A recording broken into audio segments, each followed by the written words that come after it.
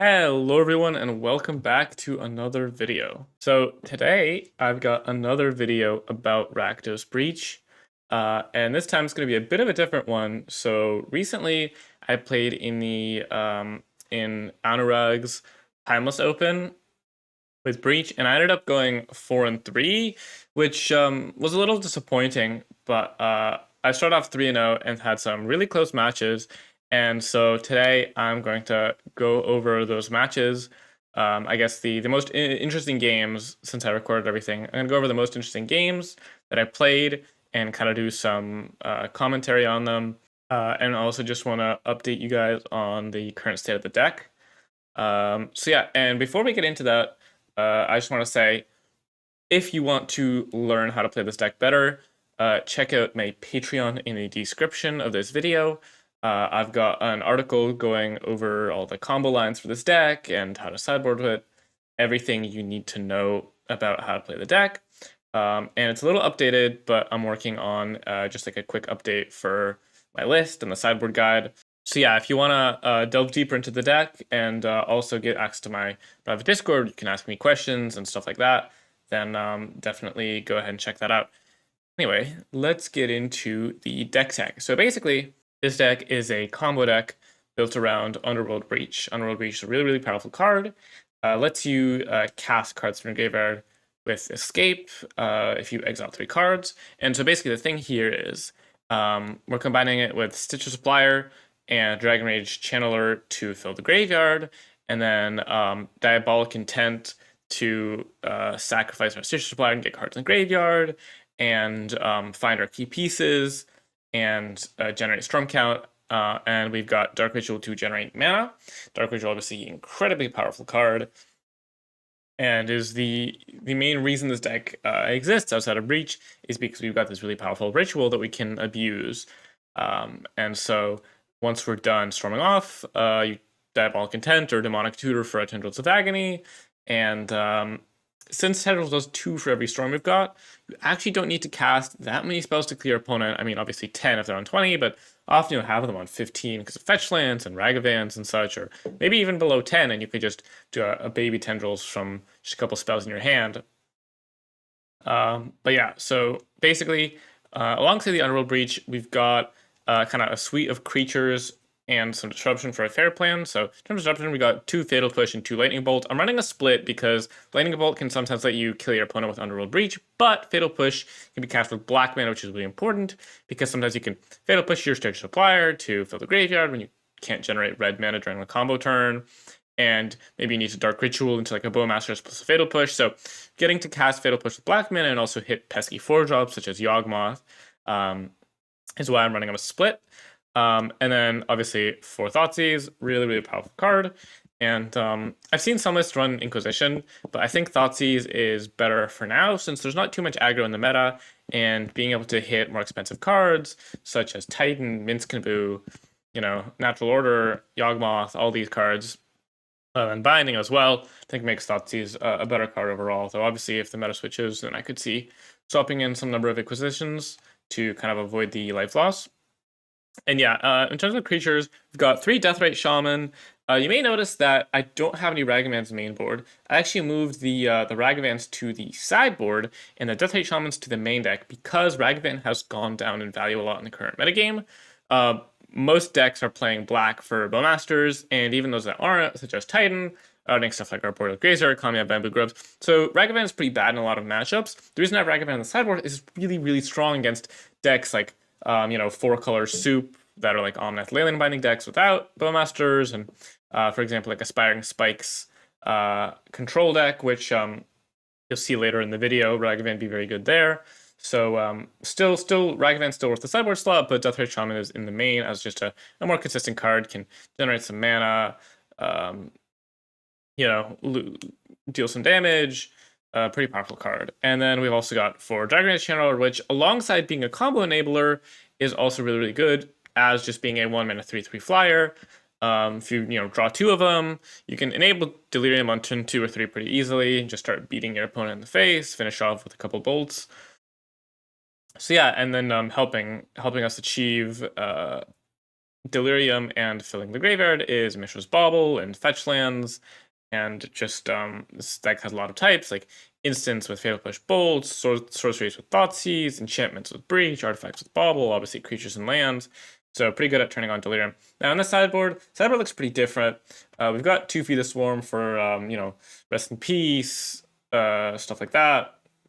Then Sanctity, Molten Collapse for basically pesky permanents such as Grafdigger's Cage, which you can hit with the Destroy Target non-land, non-creature permanent with mana value 1 OS mode. And then also you can just hit a big creature, so pretty good against like a Jund mid-range deck where they're bringing in like a Radical Progenitor or whatever, but also just kill a Minscaboo, kill a Jarsoul, kill a whatever. 2 Hearse, some Graveyard Hate, great in the mirror, and also very strong against control decks because it generates value over time. And actually attacking with Hearse is pretty legit. Can definitely come up. And then one Tormod's Crypt does some extra Graveyard Hate. This one's kind of better because it's a 0-mana artifact, can generate some, can like fill the graveyard, generate Storm, get you a Surveil of Dragon's Channeler. So nice to sneak a copy in there. Ragavan, as I mentioned before, a grindy piece in matchups that don't have Bowmasters can be really strong if you get it down on turn 1 and then back it up with like Thoughtseizes and stuff.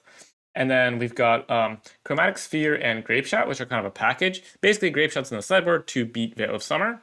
And then to make Grapeshotting easier, since sometimes you don't have red mana during the combo turn, you've got a 1 of Chromatic Sphere, so you can go through your deck and then generate red with Chromatic Sphere to finish off with a Grapeshot. And Chromatic Sphere also enables Grapeshotting twice, which is pretty difficult outside of having Chromatic Sphere because you need 2 red for Breach, and also red for Breach, then 2 red for 2 Grapeshots. And then you also need to be casting Dark Rituals and stuff, so you'd need a lot of lands to be able to pull that off.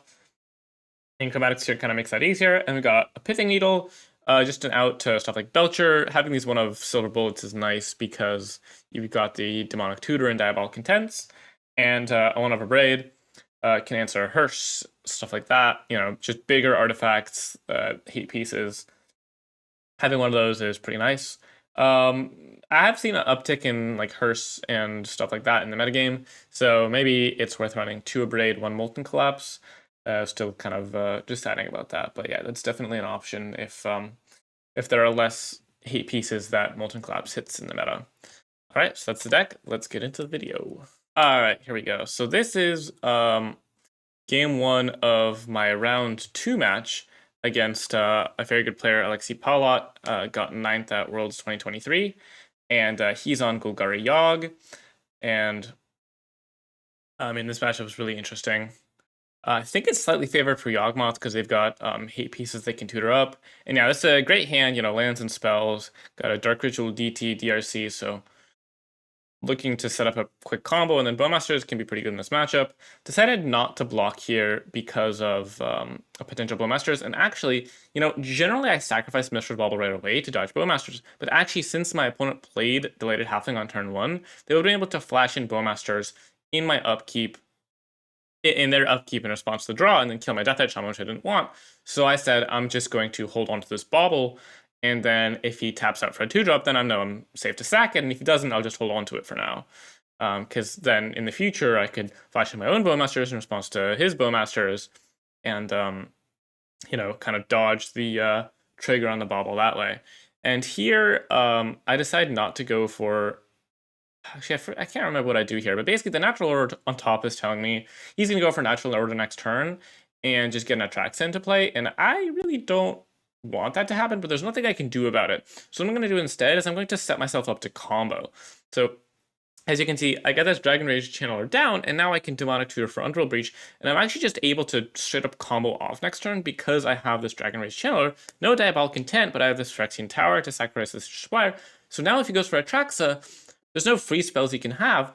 I just win if he does that, which I think is a great place to be because it's so tempting to go for the natural order. If he gets to untap, he wins. And, this deck does have some difficulty going off on turn 3. It's not the easiest thing to do in the world for sure. So, yeah. And then I think what happens is he ends up going for it here, gets an Atraxa down, and I'm just going to increase the speed here a bit, since basically, yeah, finds a lot of cards off Atraxa. None of them really matter because I'm just killing him, and he tanks for a bit. Obviously, it's a difficult decision. He just doesn't know that he's dead. Gets a couple cards. Yeah, it was obviously super dead next turn. He could have just natural ordered for a Crater Hoof or something like that. But now even drawing the second ritual off the top was just such a gift. Didn't need it, but it certainly gave me a little bit of ease of mind because now it would have been really difficult for you to mess up this combo turn.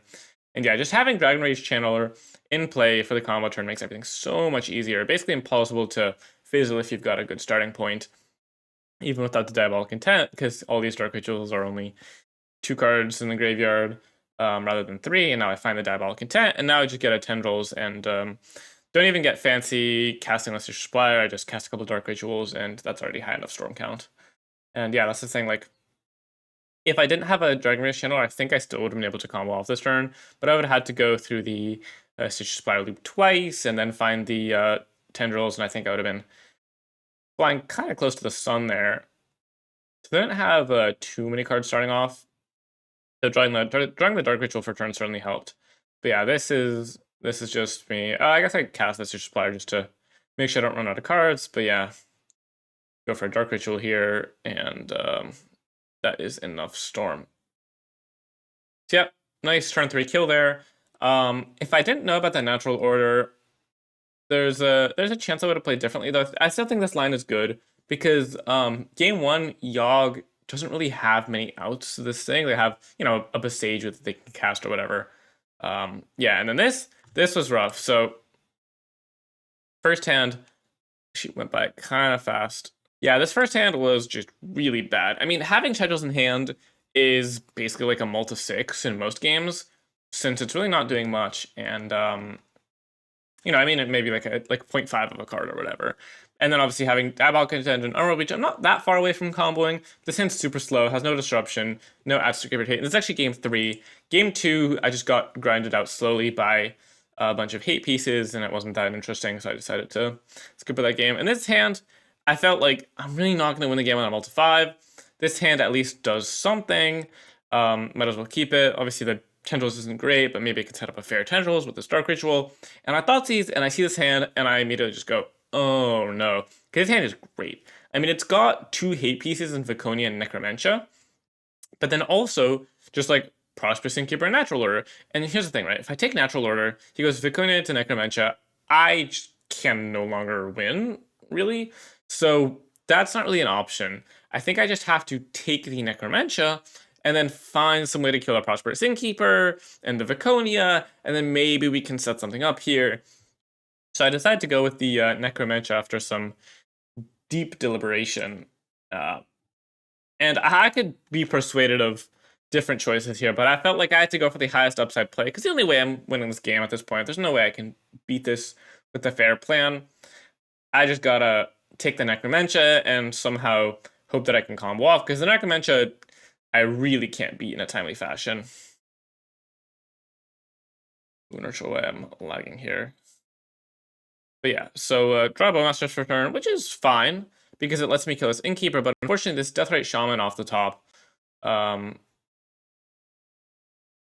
this, not at the top, this Deathrite Shaman basically makes it so that I need to find another removal spell with the Deathrite Shaman, and I actually do find it, but this is still kind of a rough spot, because to use the Grape Shot, what I could do is I could go Dark Ritual Grape Shot, and then like bring Lurrus to hand.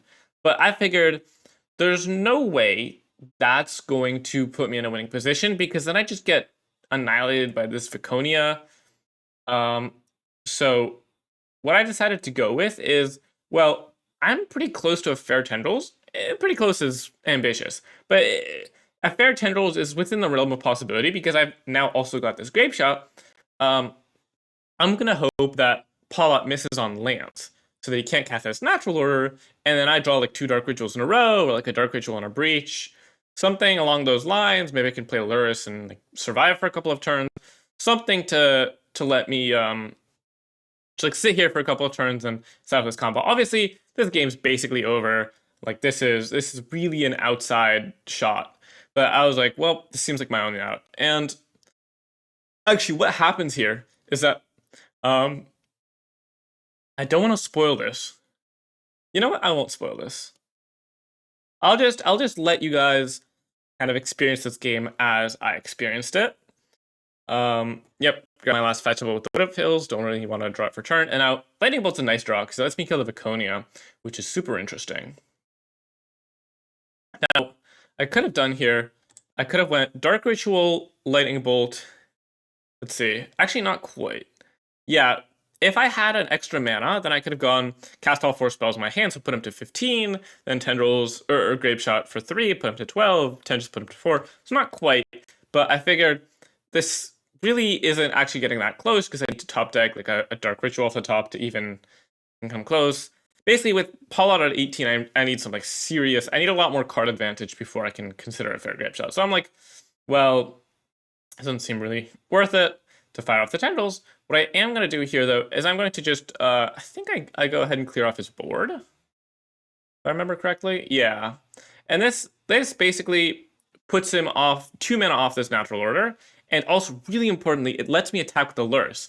And attacking with Lurrus here is so huge because it lets me start getting closer to this Tendrils. Now, obviously, I did spend all my spells in hand, so this Tendrils is a lot further away from dealing damage. But if I can attack with Lurrus a couple of times, maybe I can bring Paul out low enough where like a top deck Breach now, I go to like Breach, Dark Ritual, Tendrils, something like that. But then Paul out finds the light halfling and then land. And I'm freaking out. I'm going, oh no. Here comes Atraxa. Not Atraxa. So I'm sitting there like, what is going on? Why did he get a Deathrite Shaman? Like, surely, if he had an Atraxa, he would have gotten that. But then if he didn't, he would have just gotten Craterhoofs. Like, how is it possible? Does he have both natural order targets in his hand? So I'm thinking, well, the only possible explanation for this is that Paula has drawn both Atraxa and Craterhoof and is now just left without any natural order targets in his deck, or he misclicked or something. Either way, I have been saved by the hand of God here, and we're entering the realm of like, I really shouldn't still be in this game, but now let's make the most of it. And what actually happened is Paula boarded out Atraxa, and then while I was dead to a top deck land, instead of that, top decked Craterhoof. So we had no other natural order targets. And here comes a second natural order, getting another Deathrite Shaman. And now this Bowmasters is huge because it lets me attack with Lurrus. And here's the thing, right? I think Paulot may have underestimated the power of a fair Tendrils here because he just lets the Lurrus through, goes down to 7. Obviously, he's got these Deathrites which can gain some life. And now this Yogg comes down, and I'm thinking, well, I really don't have long here. And now attacking with Lurrus is really sketchy because he still just gets left with the Deathrite Shaman in play. And so I'm thinking that's not really worth it because I've just basically that would force me to either play out the Bowmasters or simply let the Lurrus trade off for a single Deathrite. Neither of which accomplishes much since I want to have those Bowmasters because with like Tendrils in hand, Bowmasters is actually dealing 3 damage. It's dealing 2 because it adds the storm count, and then 1 because I can just ping face. And here I decided not to go for the Bowmasters actually because I figure, well, he's gonna activate Lurrus again, and then if I can flash into Bowmasters after he sacks the Deathrite Shaman, then I can actually ping down the second Deathrite Shaman. Now he doesn't have more life gain, and then I can start working up to the Tendrils. But then he draws the Prospecting Keeper, which is really, really bad for me. I decided I'm going to go for the Bowmasters anyway, since at this point I need to somehow find an answer to both Deathrite Shamans. And goes ahead and sacks the Deathrite Shaman. And now this, going to 6 here, and then 5, this means that a top-decked way to generate 2 storms, such as a Diabolic Intent, would actually be game. And so that's basically the whole point here is that by flashing the Bowmasters, I force the tapping of the Deathrite Shaman so he can't gain life, and then he goes low enough where a Diabolic Intent actually does it here, because I would Diabolic Intent for Dark Ritual for Tendrils, and then Tendrils. Obviously, Veil of Summer blows me out. Not much I can do about that. Just gotta hope he doesn't have it. Leave myself with some sort of out here. And then I draw Deathrite for turn, and well, that doesn't do it. But if he doesn't block here, then it does. And I'm praying that he's worried about a bolt or something. It doesn't block, but he does. And I figured, well, now this game is out of reach because now he can start gaining life off of Deathrite Shaman, and there's just nothing I can do. But somehow I'm alive for yet another turn, and I draw Fatal Push for turn. And yet again here, I go for the Fatal Push on the Deathrite Shaman, and Paula has the opportunity. Last turn he could have not blocked and died. Now he has the opportunity to sack the Deathrite Shaman to draw a card, which actually just leaves him dead because of this Tendrils. If he could go Deathrite Tendrils, he'd be down to 6, that'd be 6 damage. But he doesn't. This is so smart from him. Just prioritizing his life total to make sure he doesn't die to something random here. Really, really tight play from him. And yet, I draw the Tybalt Content, and now I'm freaking out. I'm like, oh my god. Like, is it possible? The issue here is he's got, I think, three Veil of Summers in his deck. And if he has a Veil of Summer, I just lose on the spot. And so I see him holding Barrier, I'm thinking, oh no. And then he sacks the Delighted Halfling. And I go, yes. Because if he had the Delighted Halfling, he would have just, if he had the Veil, he would just fire it off. So he's clearly digging for the Veil. And now I need to fade 2 draws with this Bowmaster. Draw 1, doesn't have it. Draw 2, goes to 4. And just lets the Tendrils evolve. And I was in shock that I won this game. I mean, this game should not have been winnable at all. I mulled to a really bad hand and just ended up with just nothing going on for so many turns against multiple activate death rates, a shaman or a Yawgmoth, and most importantly, my opponent natural ordered twice this game and got two Deathrite Shamans. So this is generally why I don't board out a natural order target when I'm playing Yogg, even though obviously Atraxa is a lot worse in this matchup because I just win. But the thing is, Atraxa is still fine, because if I can Atraxa into Veil of Summer or something like that, then that's great too. And having a dead natural order in your hand is just so bad. As you can see here, drawing the Crater Hoof, ultimately what led to Paula losing what should have been an unlosable game. Played really tightly. Shout out to him. This was just like an incredible match. And we had a really interesting game too, but it was kind of drawn out, so decided to cut it out of the video. It seems I may have made a small mistake with my editing here because I left in some dead air. Let's cut a bit. All right, here we go. Yeah. So now I'm playing against Nicole Dubin. This is game 3. Game 1 I comboed early. Game 2 I just got run over by a Minsc and Boo after facing some Graveyard Hate. Game 3. Oh, this was such a sick game. Such a sick game. So I started off a decent hand, and I go for the Bauble, and then Thoughtseize.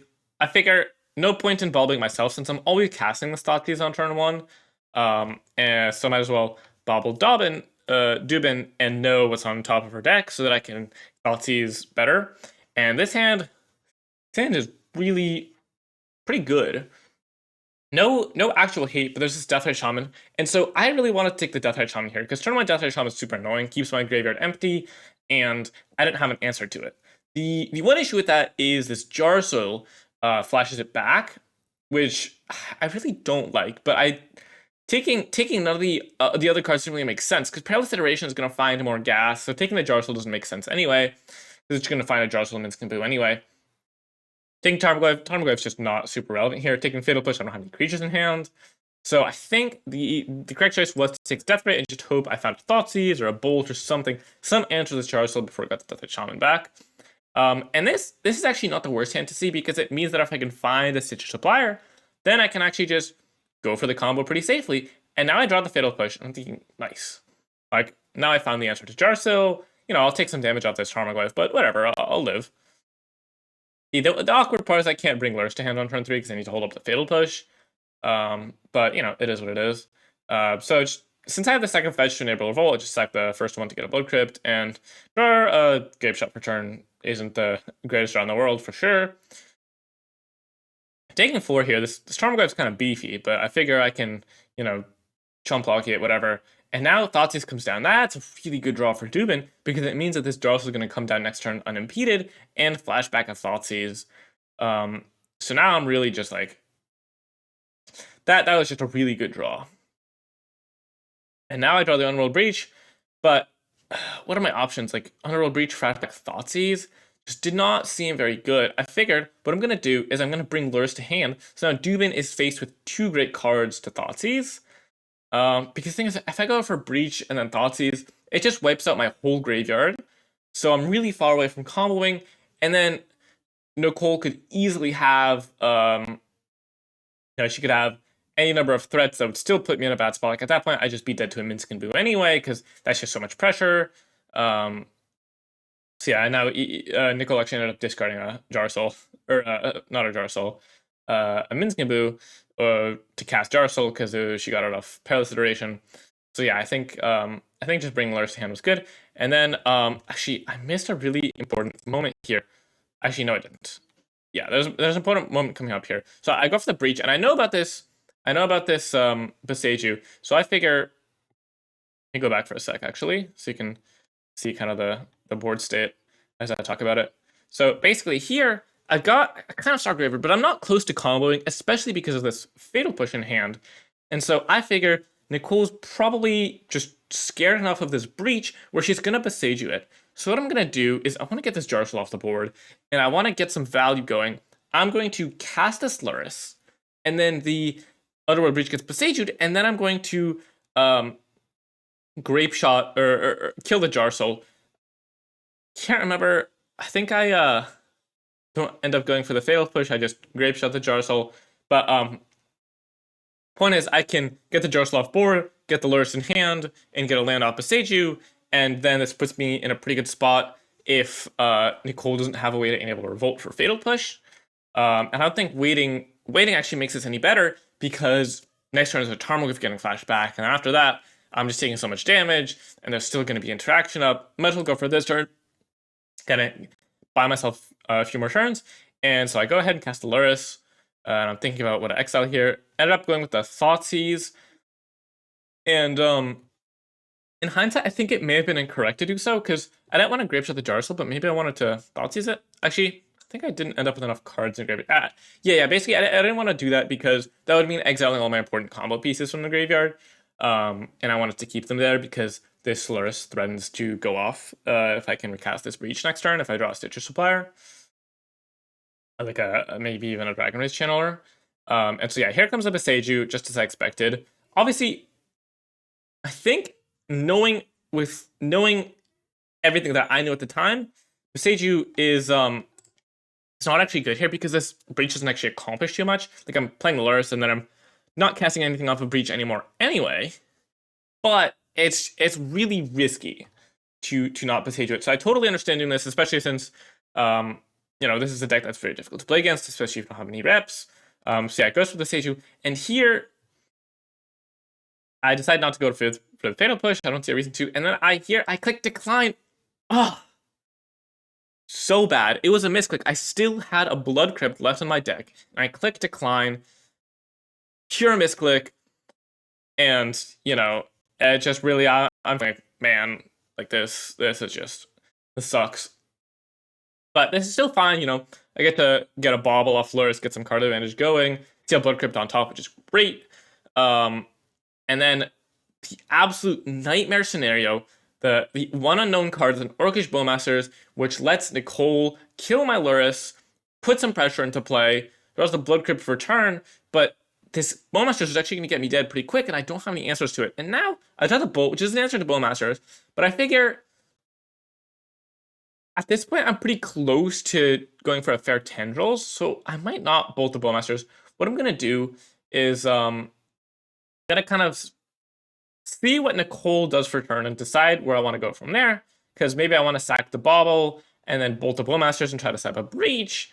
And then I see the Scooz on top, and that is just the absolute worst thing to see, because that means that once the Scooz comes down, I'm going to be in a really bad spot. I'm not going to be able to combo off with Breach, and so I'm just like, man, I gotta somehow set up a Tendrils from hand. I can't bolt this Bowmasters.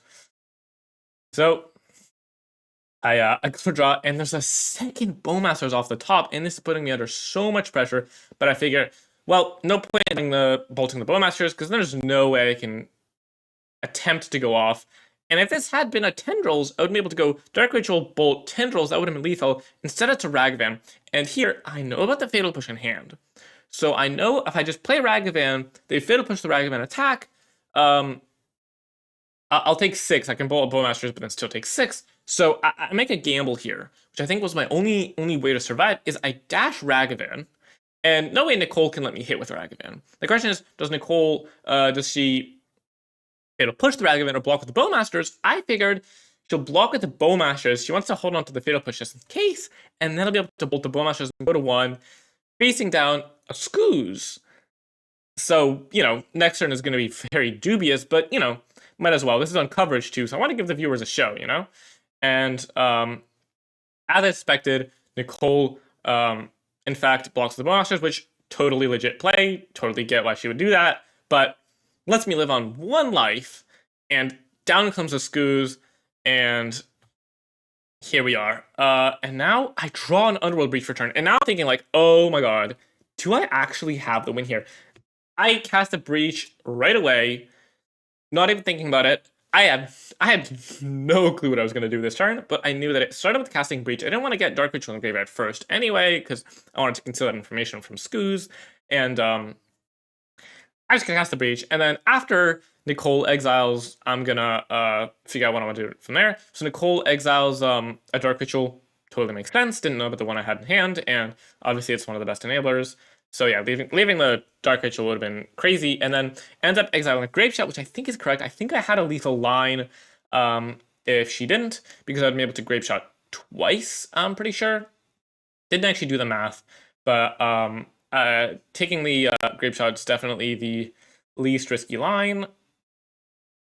Actually not sure about the Grave Shot twice. But yeah, totally makes sense to do this. Maybe I could have gone like Bolt into Grave Shot, something there, especially since she didn't know what I had in hand. But instead of that, I go for the Dark Ritual from hand. And now I'm thinking how, basically, if I can get a Tendril onto the stack, I win. Like, the storm count's going to be high enough. How can I do that? So I have 6 mana here. 5 mana, I mean. 5 mana here, so I can go Ragavan, Diabolic Intent, get Tendrils, and then cast a Dark Ritual from my graveyard and Tendrils.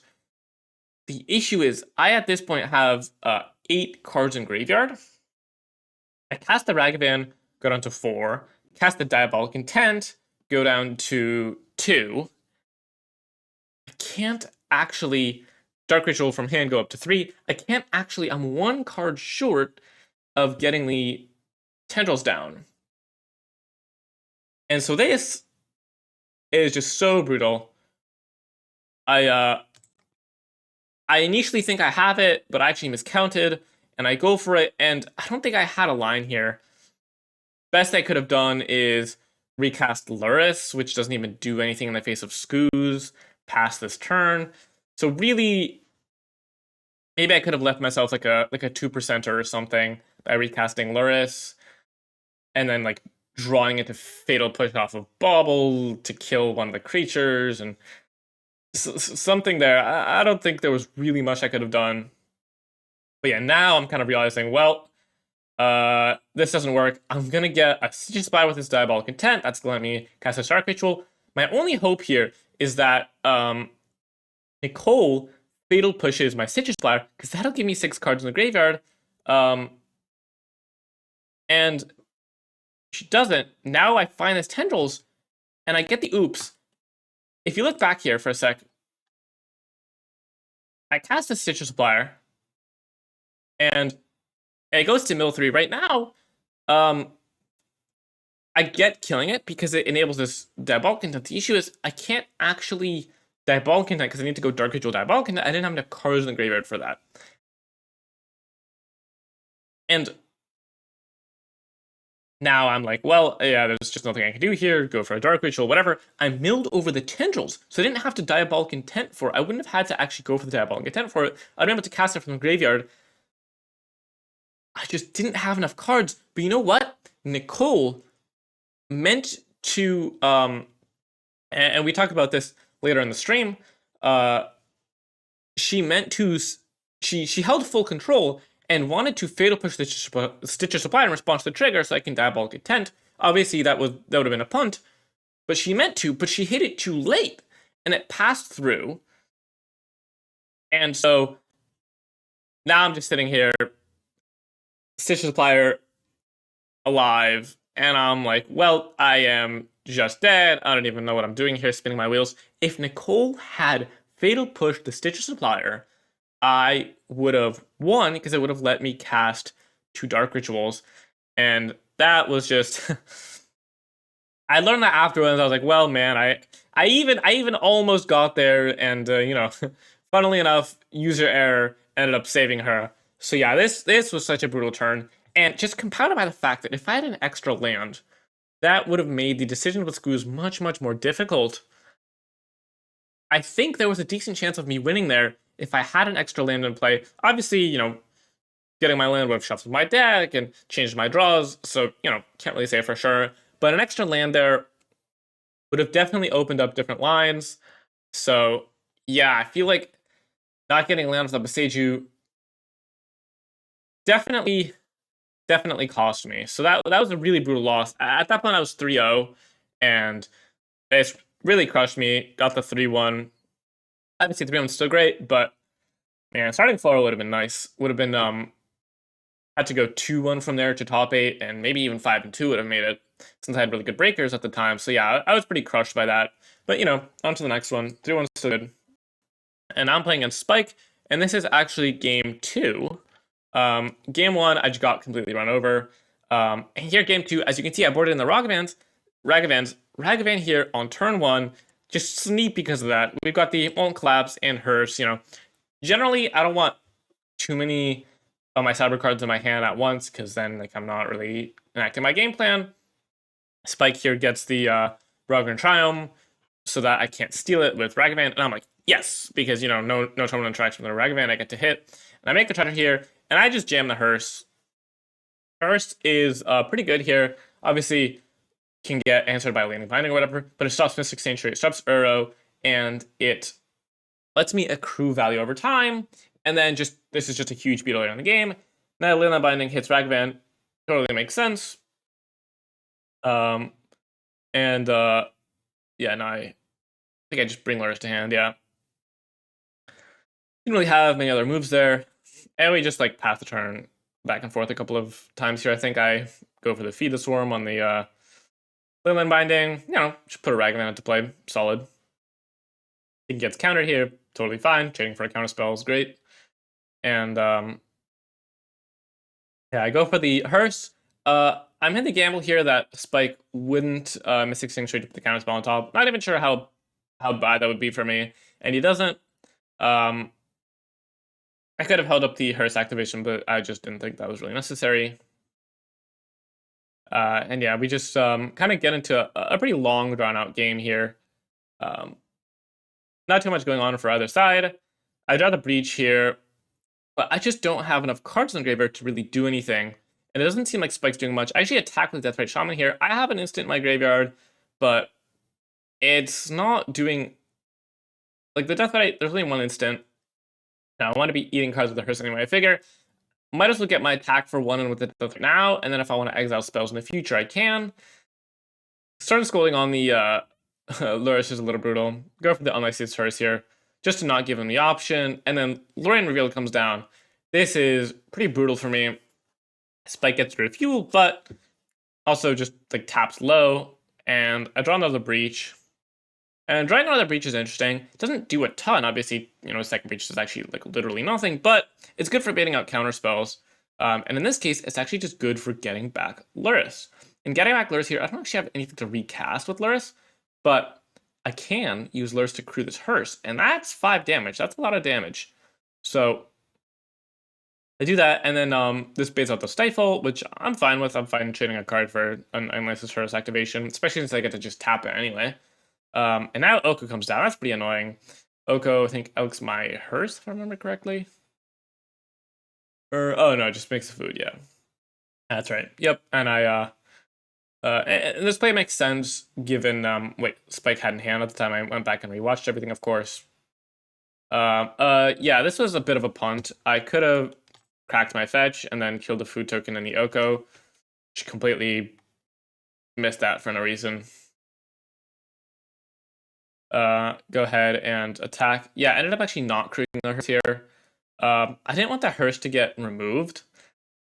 And then second Oko comes down and kills or animates the food token. Yeah. And now hers goes up to 7. And this Oko this Oko is pretty bad for me because it can get a lot of value over time. Now hers gets stifled again. Don't really love that.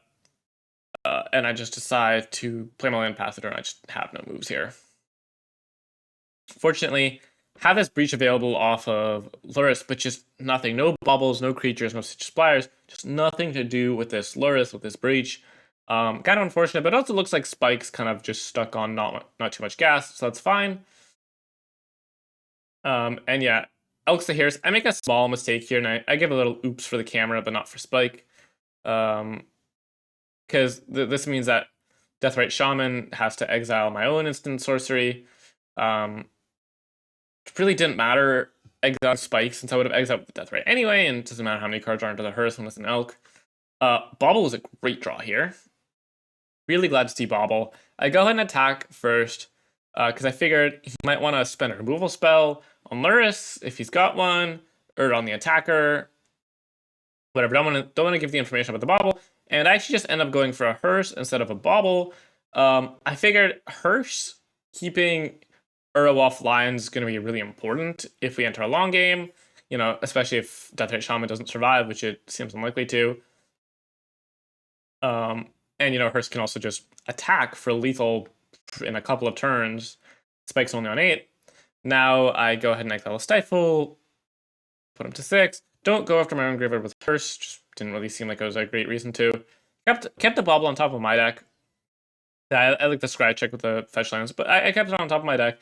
I figured this game's going to go on for a while. It's next to card in my graveyard. It's next to Opt, basically, because I get to scry one. Delayed by a turn, but whatever. So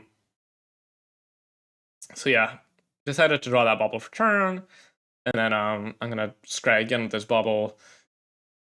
And Spike here goes for the switcheroo, and I sack Phyrexian Tower. This was really important play. Spike actually said in the stream that he missed that I could do that, which fair enough. But yeah, if he'd gone to Lurrus here, things would have looked a lot worse. And I just get Upload Crypt tapped here since I don't want to draw that for turn.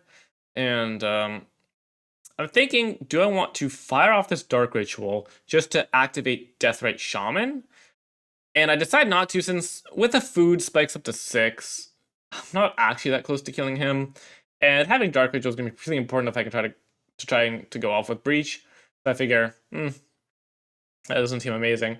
Finally find a Stitch Spire here to start filling up the graveyard, and then Swords comes down. Said not to activate Deathrite Shaman since I don't need the mana, and I don't want to exile a Dark Ritual, so no point in activating it, can't create the Hearse or anything with it. Might as well take the 1 life rather than sacrificing to Phyrexian Tower.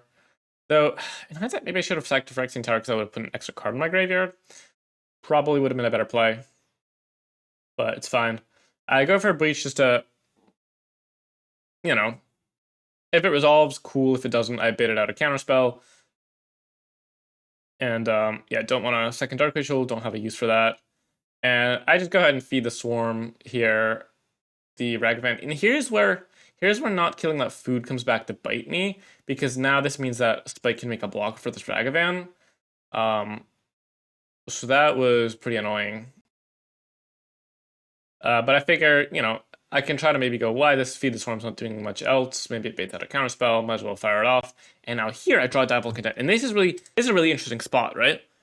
So I go for the Diabolic Intent. I got it, right? If this resolves, we can kind of figure out what to do. And man, I was really, really suspicious. I thought, Spike had already fired off a lot of Stifles. I figured the odds of having a Stifle for the Storm Trigger on Tendrils wasn't too high. Man, it really seemed like he had a counterspell. Like the way he paused, the way he's just been like passively waiting, gotta be a counterspell in hand.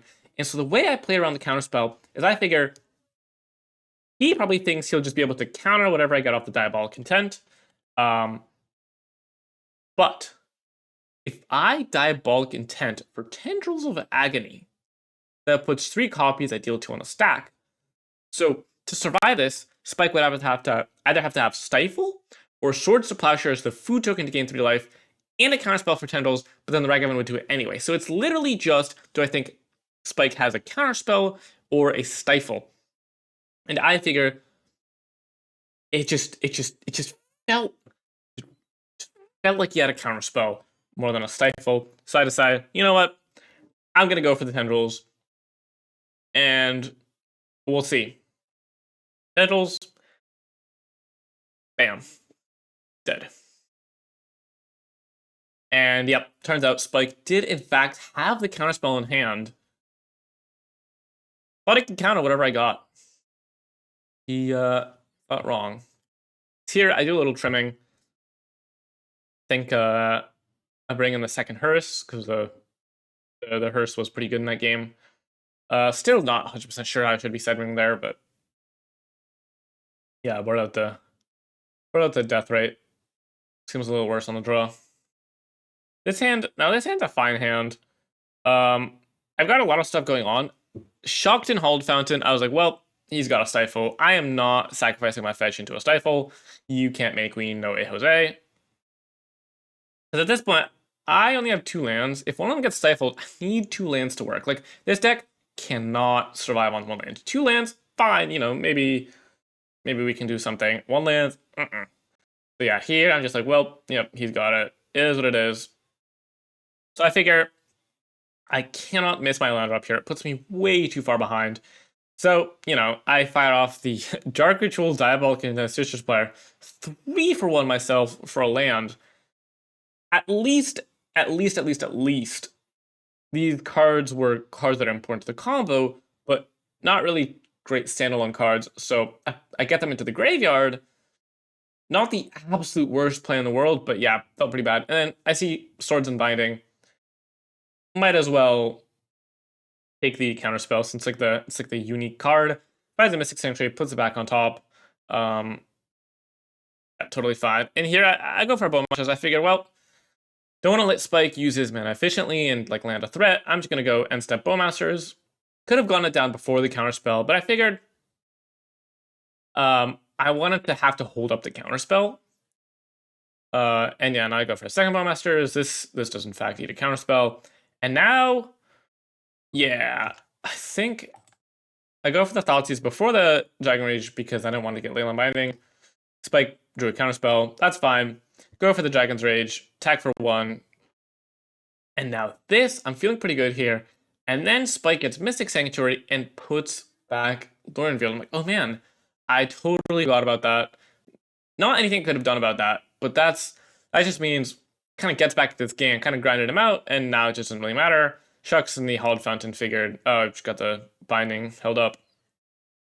Don't sack my fetch, because, you know, maybe I want to turn on this Molten Collapse. I brought in the Molten Collapse because of Deafening Silence. But yeah, at this point, I'm like, well, now I kind of do need my 3rd land. Not too worried about a Stifle, or kind of worried about a Stifle at this point, because he's seen a bunch of cards, and then draws the 2nd Lorien Revealed. So much card advantage.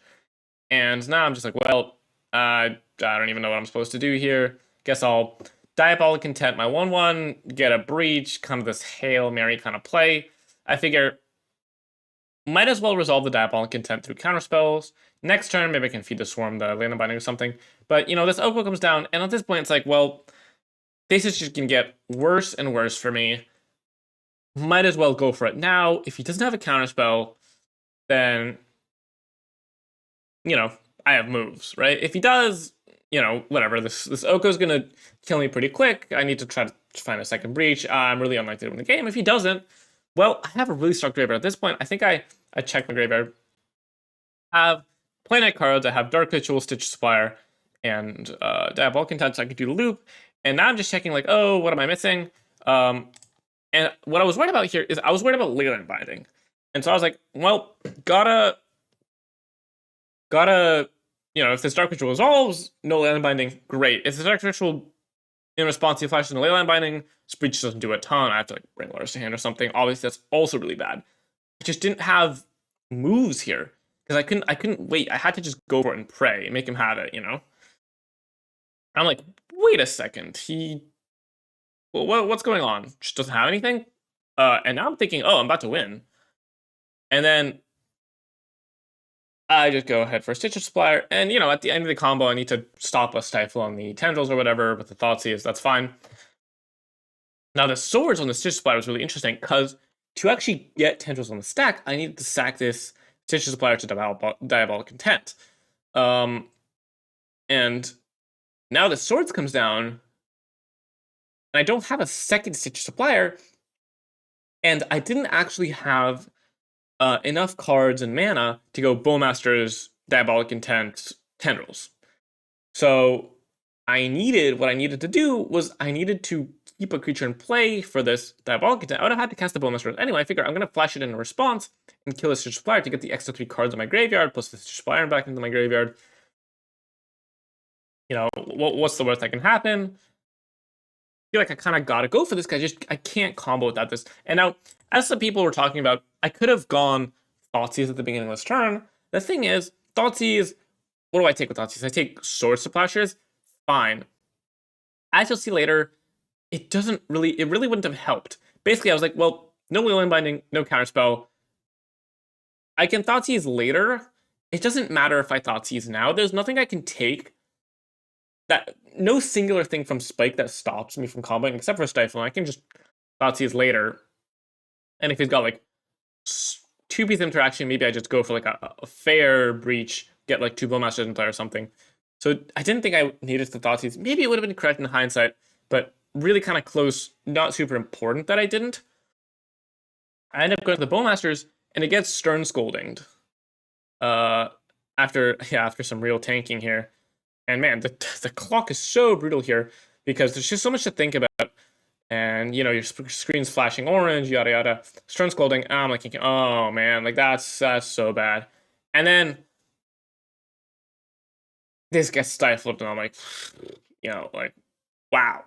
I really thought I was going to win this game. Now I am like super far behind. I decide not to go for the Bowmasters, because here's the thing, right? I'm thinking, what's my out at this point? My out at this point is I draw something in Breach and can refill my graveyard. So if I go for a Bowmasters here and get my like last bit of card advantage out of this Underworld Breach, it doesn't really matter. I exile my whole graveyard. This Oko is going to easily outvalue Bowmasters.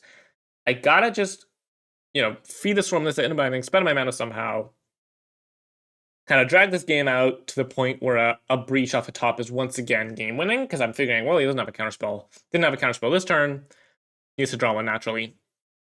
So I decided not to go for the Bowmasters. Because if I go for Bowmasters, you know, Spike turns the 3-3, makes a 3-3, I play a Ragavan, whatever.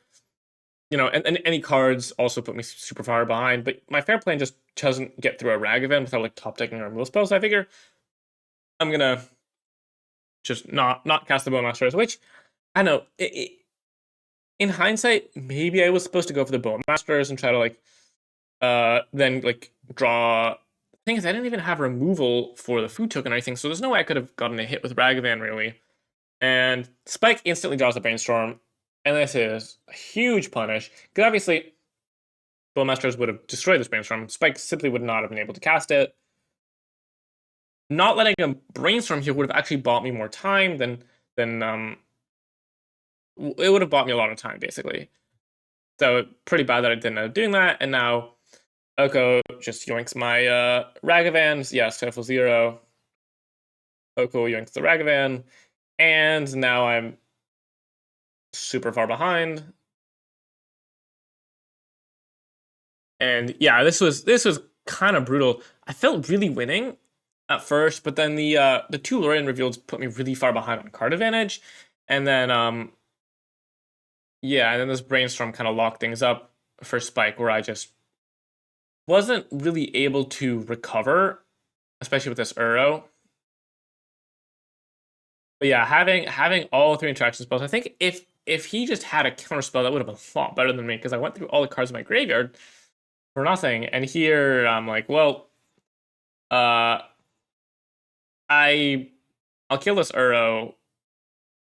It gets countered, and I'm just dead.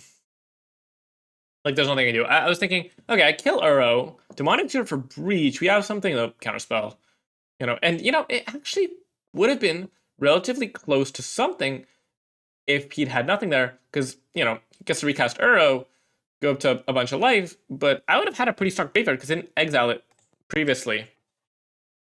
But the counterspell meant that this Earl was just lethal, even if I did sack the food. So yeah, pretty frustrating loss. Ended up knocking me out of the Swiss. Or actually, I don't think at that point I was 3-2, so it's possible I could have made it at 5-2. One last game here, just because I thought this was a pretty cute one. This is I think round 7. I'm 3-3 at this point. I lost to a Grulager deck with 4 Manic Eidolon and 7 pieces of hate in the sideboard. So I was like, okay, this matchup's completely unwinnable. Whatever. At this point, I was dead for top 16 as well, but I just decided, play it out for fun. And yeah, I'm against Drund mid-range. Get Thoughtseize back. Taking the breach makes sense. Now, here's the thing, right? My opponent's got only 2 swamps, because they've got a hive into play. So I'm like, well, I'll just take their Bowmasters and I hope they don't draw their colored mana. Plus, Bowmaster is killing Dragon Age Channeler. Now that that's not an issue, I can just play Dragon Rage, have it trade for a Fatal Push. I'd much rather that happen. Yeah, and then next turn I'm bringing Lurrus to hand. My opponent whiffs on lands for a sec, then I can, I'll pull pretty far ahead just with card advantage, and then I'll be able to go for like a breach kill at some point once they have to spend all their resources answering my threats. But my opponent finds their colored mana right on time, and let me speed this up a bit. I don't know. Let me know if it's like too fast for you. For me, I usually just watch things on 2x speed. I don't know. Yeah, if this is too much, let me know in the comments, because I might do videos like these in the future. And I just pause it when I need to, and I think there's something interesting going on. But here, opponent finds the colored mana, then fires off a second one. Kind of has a lot of cards here, inquisitions me, and I'm thinking, well, man, like this is pretty brutal. I thought I was winning here, but guess not. And I've got this kind of setup where a Stitcher Supplier and a Breach, something along those lines, it could be interesting. But my opponent's going to kill me with this Minskaboo really fast. So,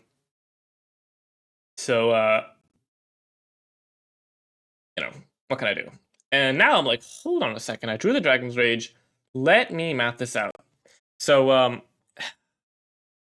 me see. Oh, yeah. At this point, I have, 5 cards in graveyard. Oh, let me go back a second. Pause the right time. Bam. So these are my 5 cards in graveyard. And this is an interesting puzzle.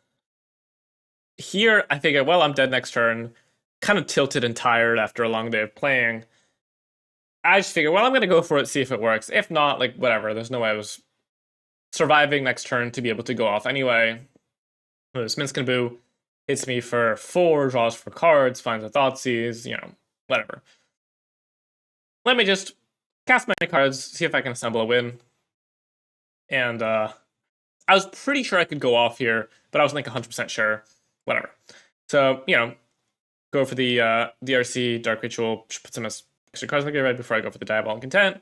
Tent's got to get Breach, and I have 1 mana left over, and basically, I'm pretty far away from full comboing because I don't have a Stitcher Supplier, but I have this Tendrils in hand. My opponent's not on too high of a life, so I figure if I can cast a couple Dark Rituals, and I go Dark Ritual 1, and then hold on, wait a second, I have 6 cards in graveyard. I need to cast 2 spells and then Tendrils to get a high enough storm count. I can't go Dark Ritual twice, because I'll have 3 cards spent for the first Dark Ritual, and I only have 3 cards in the graveyard, but I need to cast the Dark Ritual. I can't exile as a cost, so I'd be short a card in my graveyard. So, I'm like, well, what do you do in this position where you need to cast a spell? And I find the line. The line? I'm thinking, well, play a Lurrus or something. I fizzled. The line, which I eventually found. Thoughtseize myself. This is such a sick line. Just like the most kind of backwards thing ever. Thoughtseizing myself. Unlike a Dark Ritual, Thoughtseize actually puts an extra card into the graveyard. And so I'm able to cast 2 spells from the 6 cards of my graveyard with exactly, so I end this turn, exactly enough mana, exactly enough storm, exactly just nothing left over. No, all resources spent, down to like the 1 storm needed, kill my opponent. Such a satisfying game. That was just, I don't know, that was such a sick one that I wanted to share it because I really like that Thoughtseize myself line. And it comes up every so often and you just feel so smart. Um, so yeah. Anyway, thanks for indulging me. And now let's go ahead and do a quick wrap up here to finish up the video. Final conclusion. I ended up going 4-3. Man, that misclicking on that Pasage kind of derailed my tournament. It was such a sick match though. GG's to Nicole, who actually ended up winning the whole thing. So that was really sick. Played really well, especially since I think she hadn't played much of the format before. So really impressive. Yeah, I ended up going 4-3. I faced a lot of difficult matchups. Like round 1 I went against Dominator Control, and then round 2 against Zoo, which are like 2 worst matchups. Obviously, my Yogg opponent had a lot of hate in the sideboard, which kind of got me game 2, and obviously that game 3 was just ridiculous. So I think I battled pretty hard, and then obviously I think watching back during my feature matches, Nicole and Aspiring Spike both kind of drew really well in certain spots to get out of it. But you know, it's what it is. Played some really interesting Magic, and 4-3 is fine. You know, not the worst record. No Breach deck actually did very well in the tournament. I will definitely say Breach, while still think it's very good, has definitely lost a step in the metagame because people are way more prepared for it. I still think it's tier 1, but it's not far and away the best deck like it used to be. Now people have got like just insane amounts of hate on the sideboard. Everyone kind of knows what's going on. People know how to play against the deck better. People have better sideboards for it. People are playing decks that are good against it more, like Dominator Control and Zoo. Even like Jund, now that they have a lot of hate, is a little bit more of a difficult matchup. So yeah, definitely this deck, not the far and away best deck like it used to be. Still very strong deck, and really rewards mastery. Obviously, I made some punts, some mistakes here and there, which you know cost me pretty severely. I think if you really get a grasp of this deck, then you'll be rewarded. But obviously, you know, playing this deck for the first time is very difficult. You're going to lose a lot of games if we start winning them. Even for me, while I was building this deck, I was losing a lot of games at first. But yeah, it's so satisfying to learn it. So yeah, I think this list is about. I'm pretty happy with it. You know, one thing I feel like this deck is missing is against hate. The post board, the fair plane isn't quite consistent enough. So you still need to like keep a lot of the unfair stuff in. The real issue here is Lurrus, right? Lurrus really strong, but it means that we can't board in like Planeswalker, stuff like that. Like I would maybe splash, like play like a single green land in here, put like 3 Minsc and Boos in the sideboard or something. Some way to be able to beat decks that just hate you out with like a single card. Because that's pretty powerful. But you know, with Lurrus, just not many cards are able to do that. You know, you've got DRC, Orcish Bowmasters, Lurrus, some nice grindy pieces, Ragavan against certain decks. Though not against Jund, which kind of sucks. The best I've come up with is like Inti, but it just feels too weak. So that's kind of like the one thing this deck is missing is like some sort of 2-mana value engine that would be able to carry a game like a 3 or 4 mana Planeswalker can, like an Oak or a Minsc. So yeah, that's like I guess my wish list for this deck. I don't know, but yeah, still a very powerful deck. So yeah, thank you very much for watching this video. The my YouTube channel has gotten a ton of views recently, way more than I expected. After quitting for like 2 years, and you know it's just been so cool to see. So really giving me a lot of motivation to post more. So thank you everyone. And if you liked this video, if you like this style of video, let me know in the comments, and I might do more. And if you have any feedback, obviously I would love to hear it. Still in kind of the iterating phase of basically everything I do on this channel. So yeah, let me know. Would love to hear your thoughts, opinions, obviously. Also, any questions you've got. I read all the comments, I respond to questions. So yeah, just let me know what you think.